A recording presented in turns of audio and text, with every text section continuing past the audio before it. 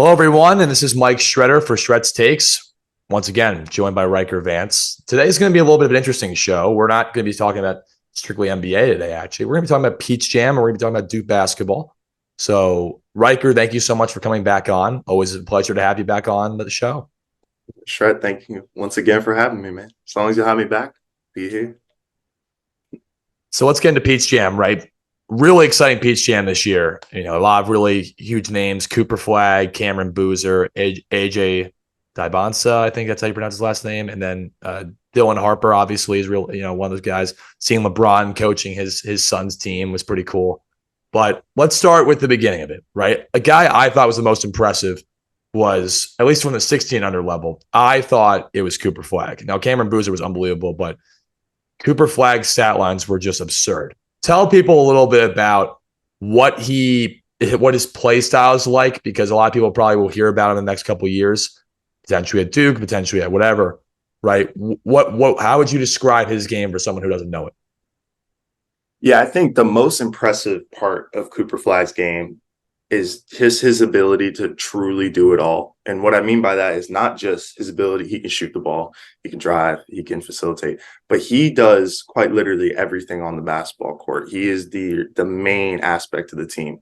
He defensively wise, he not only guards his guy, but he is an incredible help defender with an incredible ability to time his block shots. He's averaging like 8 block shots a game at one point during the stretch. And Peach Jam, by the way, this is the cream of the crop of AAU basketball, the best of the best. He's averaging 8 blocks a game, completely controlling that end of the basketball game. And then in transition, he'll take the ball coast to coast. He'll run the wing. He will do literally everything as well on the offensive side of the basketball, including facilitating to his teammates and getting them involved as well. I think he's just a true all-around player. He has been flying up on people's notices as of late throughout the last few months. It started at the NBA Top 100 camp. He was absolutely killing there. And then to immediately go to Peach Jam, and he's putting up stat lines, 50 points, 20 rebounds, 9 blocks, and 8 assists. Like, what? You know what I mean? Absolutely incredible, man. And he's controlling the game at all levels. And the game really is running through him, and he's excelling at it. So I think that's the one thing that's really blown me away with Cooper Flagg. Tell people a little bit before we get into the next slew of players why Peach Jam is something that's actually important to know about. Because, like, obviously we're basketball guys. We know what Peach Jam is, but for people who don't know it, I mean, I describe it as the best AAU basketball tournament in the country with the best players, best coaches, whatever. But is there anything more you would add? Like, why should people who are maybe just a novice sports fan care about some high school tournament in South Carolina? Yeah, so the wonderful thing about AAU ball is, you can truly assemble the best possible team you can from your area, from around the country, whatever that entails. That's what AAU brings. That's the aspect that it brings, and that's why it's so entertaining to watch. And basically, Nike has an entire AAU league, we'll call it. It's the EYBL. And that's the best. That's pretty much the best of the best. Under Armour's got one, the UAA, which is very good. The Adidas Gauntlet is no joke. But the EYBL is the EYBL. It's the top. And Peach Jam is the NBA Finals level of that league. So you got the best teams of the best players around the country just playing AAU basketball, kind of, stereotypically unscripted, not as structured as, a high school or college basketball, just truly hooping. And it's just so much fun to see, these coaches, the fans, the families, and, these, quote unquote, random group of players coming together and just trying to put it all together to, win the Peach Jam championship. So to excel at that tournament, it just upgrades how, it just shows how high of a player you are and, how high caliber of a talent you are going into the college game. Yeah, I think also the important thing about it too is for a lot of young basketball people coming up, it's that you see the future of the game, right? You see the future of guys who are going to be in the NBA, top level McDonald's All-Americans, whatever, right? Like, that's really cool. Yeah. Let's shift it into Carlos Boozer's son, Cameron Boozer. 6'9", do it all forward. Really impressive game. I would say compared to Flag, not as good of a defender, but I would say he has a little bit more on the offensive end. I would say that he has a little bit more of a post game that he can go to. But from your general points, from the Peach Jam side and just like generally watching him, from whatever, what are your overall thoughts? How would you describe his game, and what makes him so good that he's been ranked number one in that class pretty consistently throughout the summer, despite how well Flag has been playing? Yeah. No, I actually got the chance to see Cameron Boozer and his brother Caden play at the City of Palms this past winter break, we'll call it, because the tournament's hosted in Fort Myers. I was able to come home, so I got to see him, and he's a dominant force in that paint, man. I mean, he's just like a true high school big, but kind of like the new addition, because he can stretch it out. Has a consistent 3-pointer. He can put it on the ground, drive. He can get to his spots and hit a mid-range jumper. But I think where he truly excels is his ability to protect the paint on his side of the floor, and then go over and completely dominate both off post work and offensive rebounds. He's a big time rebounder. And he's just a big body, man. He's got tree trunks for legs. He's an absolute athlete. And he's just able to, if you got a big man that can really just operate down there, it just opens up the floor for shooters, for drivers, for everyone else on the team. His brother, Caden, is a top tier point guard. He's a guy that can go out there and get 15 assists, and the way they're able to work together in the pick and roll is just a thing of beauty. So I'm a big fan of his as well. I personally think Flag does a little bit more because he's more of a wing style. So I think he can get in transition more. I think he can kind of what I mean? He just plays a little bit more of that ball dominant position, which I think just means a little bit more to the offense. But for what Cameron Boozer does, he is the best in his class at it. And that's just being a force in the paint. I think the big difference between them, it comes down to strength also, right? Again, Cooper Flag plays a lot stronger than his 195-pound frame would entail. He's like very physical. He moves guys out of the way really well. But the one thing Boozer does so well, like when Boozer gets in the paint, it's over. I mean, same thing with Flag, but Flag, you can make him take maybe a fadeaway, right? Boozer is going to get to the rim. And I think the one thing I think is this is so interesting because we see this maybe at college or the NBA. We'll see guys who are just built and have really solid frame across the board. It's crazy when you see like a 15 and a 16-year-old who are just like jacked and just like are huge. I mean, I don't know what it's like watching that in person because, we were, I mean, I was a guy who really cared about the weight room in college, but when I was 15, 16 years old, I was a stick. And then you have these guys who are just jacked. I mean, what are your thoughts about just kind of the way these guys now are just getting the access to the training they are and just like how big they can get at high school compared to going to college? So they're already prepared for the college level or the G League. Yeah, no, I mean, if you look back on it, man, I mean, Carlos Boozer was a stud. Dookie, by the way, shout out. But I think just having that, from the get-go, you're just able to truly you can ask your pops, what does it take to get to this level? And I think they've just been, they've been on that mission since they were not as big and not as tall. So I think, I look back on when I was 15, 16, like you said, stick. I couldn't gain weight if I tried, man. And, I was always tall, but I wasn't 6'8" when I was 16. You know what I mean? I wasn't 220 or whatever Cam Boozer's weighing at now. So, I mean, just, they put a lot of hard work in. On their bodies, and it's obviously translating to the game. And same with Flag too. Their athleticism, their ability to be so big at such a young age, but so coordinated, and so their footwork's incredible. There's a lot of work that goes into it, man. So it's just a credit to them, truly. Yeah. So shifting away from those two players because those are probably headline the Peach Jam. Another guy who, I mean, it's crazy. Like every mass guy will tell you about him because he's incredible, but AJ Dybonsa from St. Seb's and, obviously Expressions, man, he led the EYBL 17s in scoring in Peach Jam, to put in context. Now, same question. If you watch this guy play, what is his strength? If you're the coach, I mean, obviously, but when you are going against this guy, what is he going to bring to the table that makes him so hard to guard? where the best defenders in the country can't slow him down, it seems like, even though they're 2 years older than them. Yeah, I mean, he, as you know, as a college student in Mass, I have been, how would I say this, introduced to AJ because he was in 8th grade, just absolutely catching bodies, and I was like, "Whoa, this kid might be kind of good." And I think that's exactly what separates him, as you were saying, from the rest. Why he's able to lead EYBL 17U in scoring is just his. He just has it. It's just God given, but also hard work.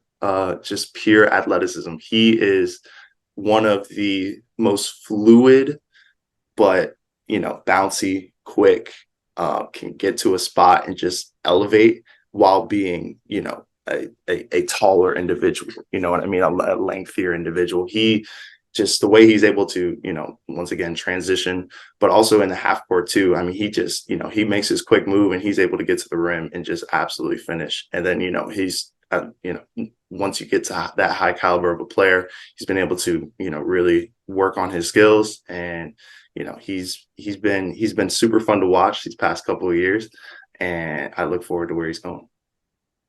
Yeah, I mean, talk about like the importance of that. But we see a lot of good guards, and they talk about the ability to elevate, not just at the rim, but being able to, because AJ likes to elevate also the mid range, right? We think about guys like Devin Booker, for example. And we think about guys who are really good at elevating in the mid range, or you think about even just like really athletic guards in the NBA who can just elevate over the top.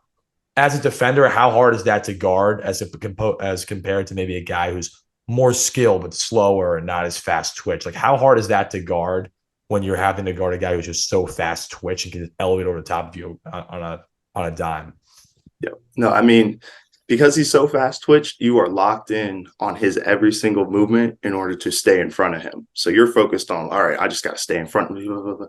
And if someone is able to blow right by you and you got to stick with them and then just elevate right off of a dime, that's just too much to handle. I mean, truly, like the way he's able to, he's thinking all the time, trying to see exactly what he can do.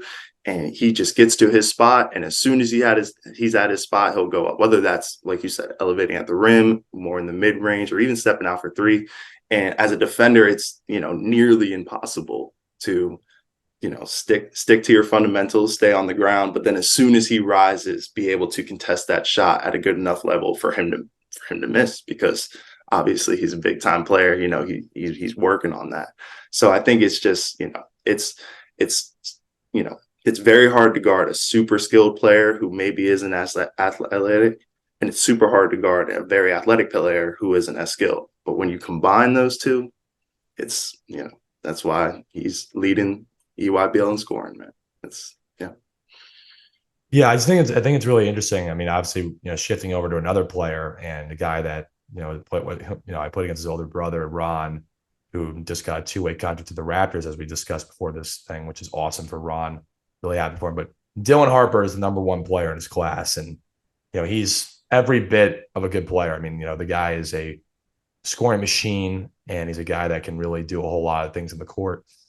Obviously for a program at Don Bosco Prep that is, one of the best teams in the state of New Jersey, every year for basketball now. And I mean, from what you've watched, what makes him so hard to guard? Because again, you could say, yeah, the fact that he's 6'6" as a point guard is probably one thing, but I want to hear just from your standpoint, if you're a guy who, I consider to be a very good defender. So, what would make him really difficult to guard if you had to guard him?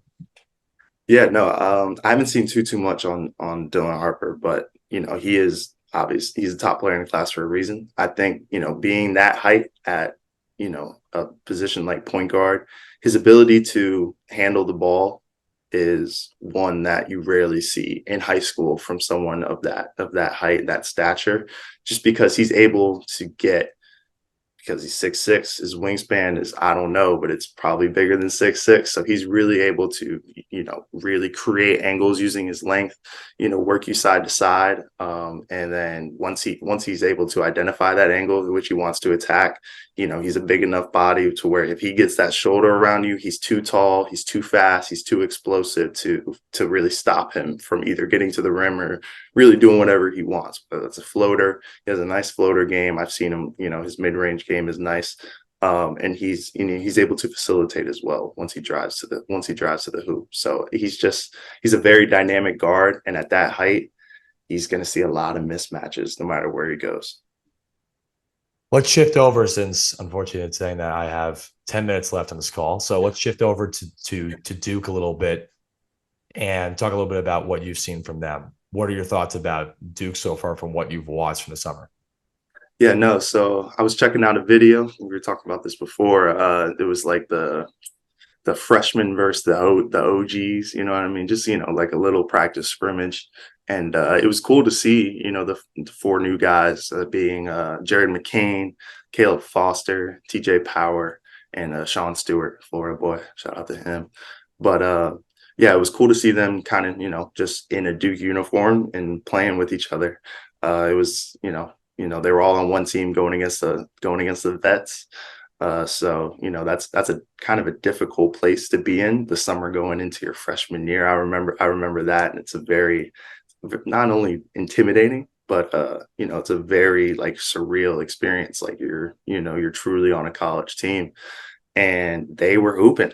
They were absolutely hooping. The energy in the building was awesome. They kind of had them mic'd up a little bit, so you were hearing, the kind of back and forth in the game, which I love as a basketball player. And they were going at it, man. They were going at the vets. They were talking their talk. They were doing their thing. And I saw TJ Power was absolutely firing it from three. He looks super good, which I love to see, because he's the quote unquote biggest question mark coming into the year from the rookies.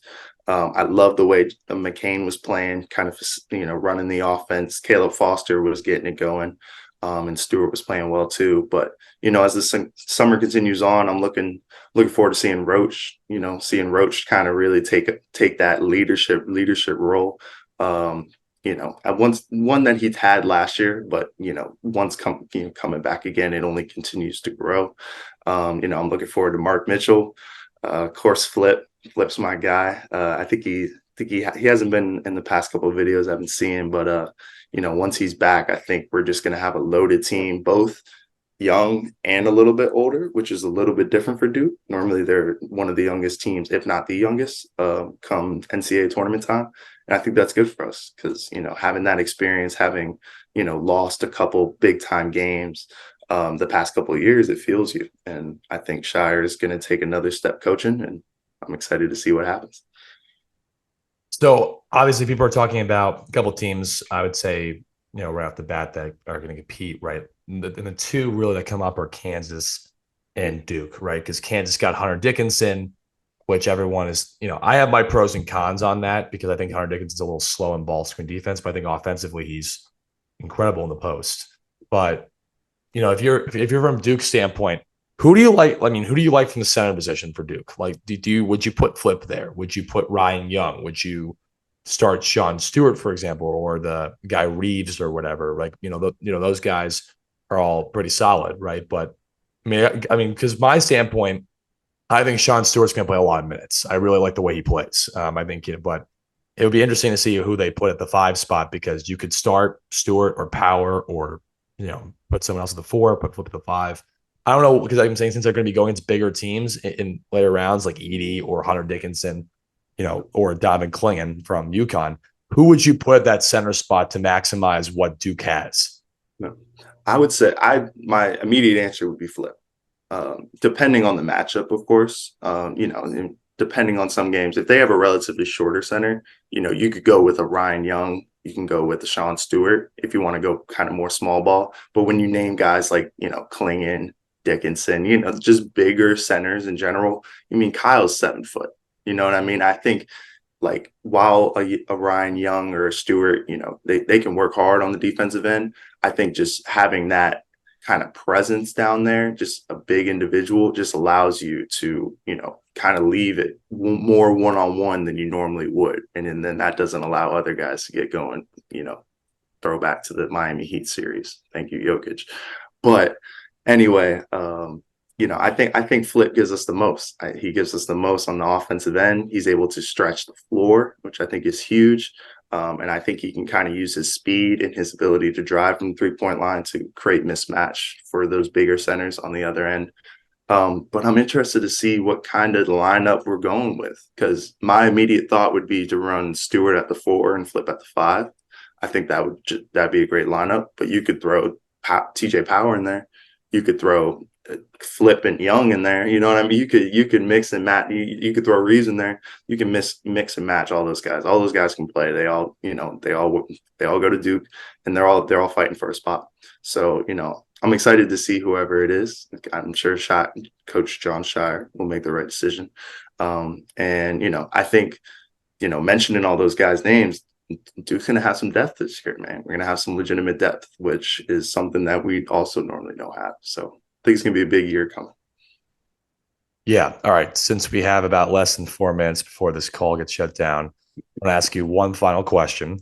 What has been your favorite thing you have done this summer? You can talk about job-wise, just maybe interesting to talk a little bit about just maybe some fun you've done this summer that or something maybe you're looking forward to.